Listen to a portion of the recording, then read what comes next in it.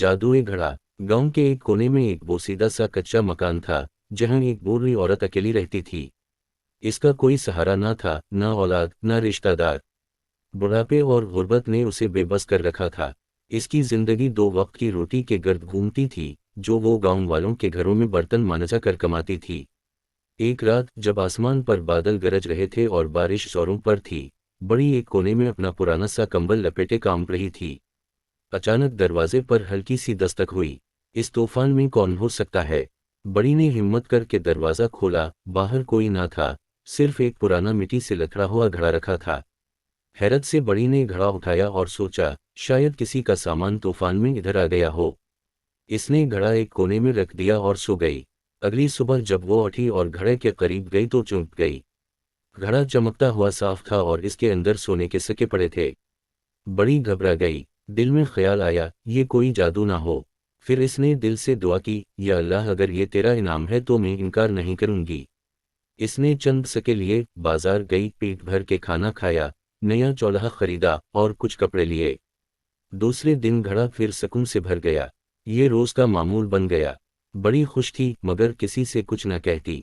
गांव वाले हैरान थे कि अम्मा को क्या खजाना मिल गया। ये बात गांव की एक लालची औरत चची हलीमा को खटकने लगी।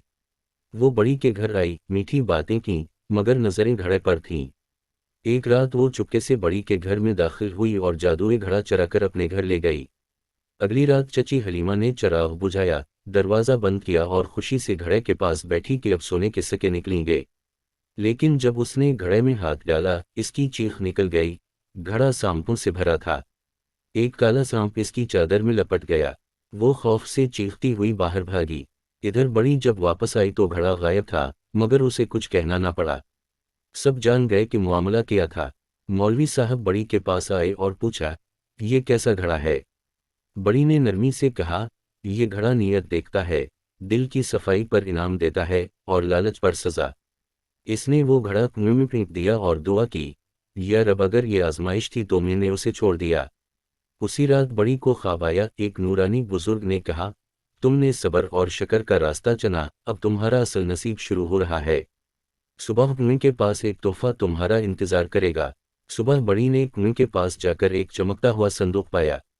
इसमें एक खत, एक दिया, कुछ खुश्क मेवे और एक नरम चादर थी। खत में लिखा था, तूने आजमाइश पहचानी, दौलत छपाई, बांटी और सब्र किया।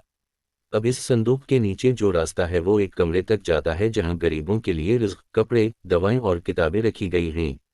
मगर याद रखना, तुम चौकीदार हो, मालिक नहीं। अगर कोई लालच करेगा तो ये सब बंद हो जाएगा। बड़ी ने रास्ता खोला और कमरे में दाखिल हुई। सब कुछ तरतीब से रखा था। अगले दिन उसने गांव वालों को बुलाया और कहा, ये जगह अल्लाह की तरफ से है, जो ले वो शक्र से ले और सिर्फ अपनी ज़रूरत के मुताबिक ले। इस दिन के बाद गांव में कोई भूखा ना रहा, ना नंगा। लोग बड़ी को अम्मा खजाना वाली कहने लगे।